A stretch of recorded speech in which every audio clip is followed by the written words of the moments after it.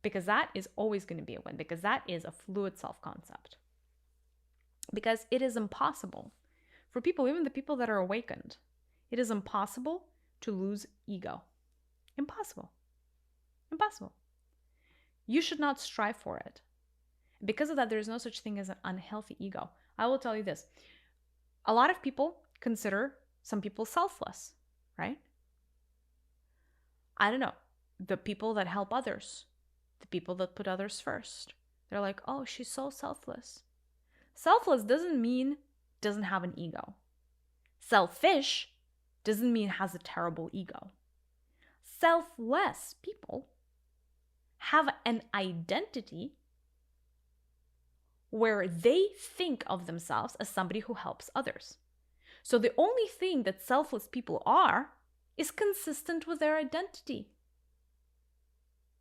That same person could have inherited another streak from their higher self that did not want to help others, and that same person would not have lifted a finger to help one single person in the entirety of their life. So there are no such thing as selfless people.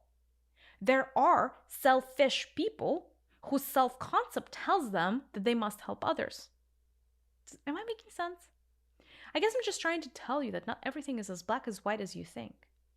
And so please stop beating yourself about not having a healthy ego, because there is no such thing. And awakened people are the people that still have the ego the size of the Empire State Building, if you know what I mean, but they're not as fixed within it, right? So they are allowing themselves some quirks and some inconsistencies, and they're allowing themselves to not be fit into one box. They're allowing themselves to be, the black, the white, and the in-between. They're not rejecting parts of themselves as much that maybe are not so pretty. It's the awakened people, the people who are like very open to shifting their self-concept, that are open to shadow work, that are open to facing the aspects of themselves that are maybe not as pretty, right? So just claim the healthiness of your ego, or the health of your ego, as the status quo. Just take it. Just take it as a golden star and own it. Because your ego is beautiful. Not only is it making you who you are, it is the thing that is responsible for 100% of your action. And that means that your ego is responsible for 100% of your evolution, for 100% of your growth, and for 100% of your impact. And isn't that just beautiful? Isn't that just stunning? Yeah. What I'm saying is, without ego, you would not be able to have an impact. How sad is that? So no, don't go about transcending your ego. Go about expanding your ego. It is through the expanding of your ego that you really get the point of this incarnation, and the point of this life, and the point of what you came here to do. And by the way, you're going to get so much growth out of this one life that you're going to get crazy brownie points upstairs once you come back. All right, I'm ready to receive another question from the collective. Anything you wanted to ask about ego? The question is, does it mean that if I'm losing things all the time, that it is 100% my overinflated ego? The answer is no, not necessarily. There are other things. Part of it could be a karmic return, right? Sometimes you have the karma where at one point you took more, maybe that was meant to be yours. Like you took from someone or something. It may even been the past life, right? And now in order to bring things back to equilibrium, the universe could take things away from you. The law of attraction could also be at play here, right? If you expect bad things to happen, bad things could also happen. There are some other things that, could also be the case, but don't always discount everything, and don't always point in the direction of the ego, if that makes sense. Can I just say one thing?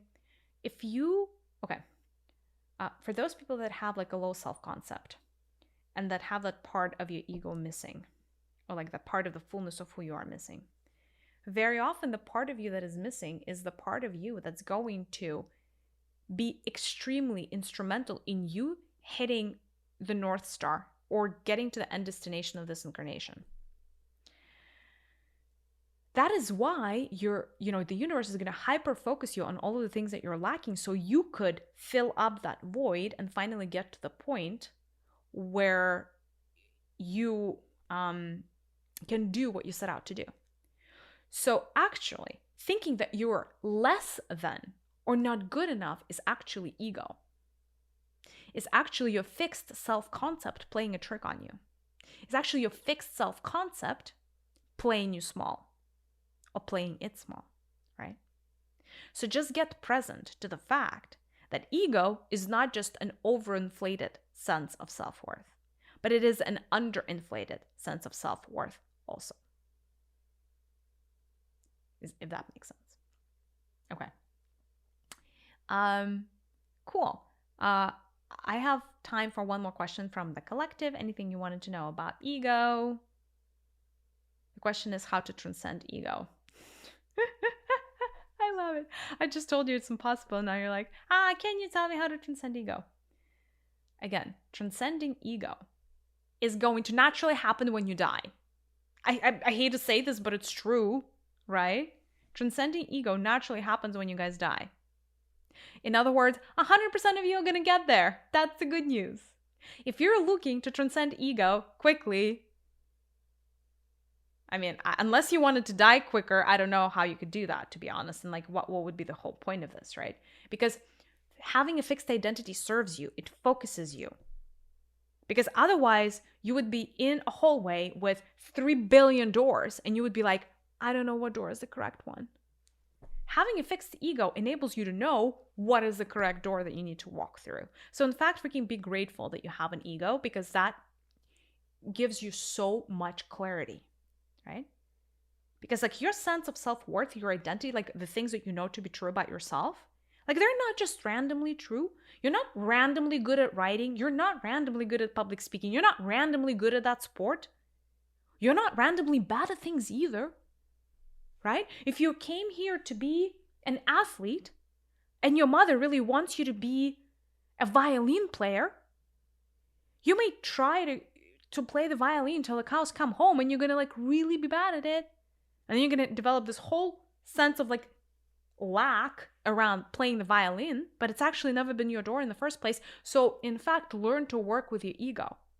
Learn all the things that you could possibly learn that are true about you, because those are pointers and giveaways and flags that are trying to point you in the right direction away from the wrong direction, right? No, the point of this life is not to get good at everything. The point in this life is to figure out what are the very few things you're really great at, and figuring out the path that activates all of those strengths of yours naturally, because that would most likely be the path that you're meant to walk. So how do you transcend your ego? The answer is you don't, unless you die. When you meditate, you reach that higher vantage point.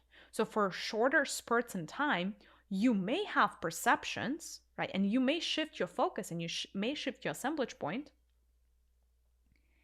into a place that is more encompassing and more in consistency with how source energy perceives the universe, or your higher self perceives the universe, which is a lot more all-encompassing and a lot less fixed, so a lot more fluid. You can get there temporarily. Maintaining that, though, is not only hard in 3D, it's probably impossible, it's also not necessary, right? So you shouldn't worry too much about transcending your ego. What you should worry about is expanding your ego, expanding your self-concept, adding and allowing yourself to add more facets to yourself instead of constraining yourself within one box. Because if you just operate within that one box, no expansion happens. You leave and you die with the same set of issues and the same set of challenges and the same set of traumas that you came here with, which is the absolute opposite of progress, right? So how do you work with your self-concept? Is by facing all the things that are not in alignment about who you are, whether to the positive or to the negative, by addressing those, by doing parts work. I've certainly made episodes about parts work before, right? So that is what you should strive to do, is expand your self-concept. Give your credit where it's due, right? Give you the credit in all the right places. And watch the signs. The universe is very wise. The universe is always here to give you the signs. The universe is always here to give you the helping hand. And by the way, it is your number one ally on your journey to expansion and your journey to making your self concept just a little bit more fluid. Thank you so much for showing up for a very controversial, very deep, and a little bit of a heated discussion. Thank you so much for your questions.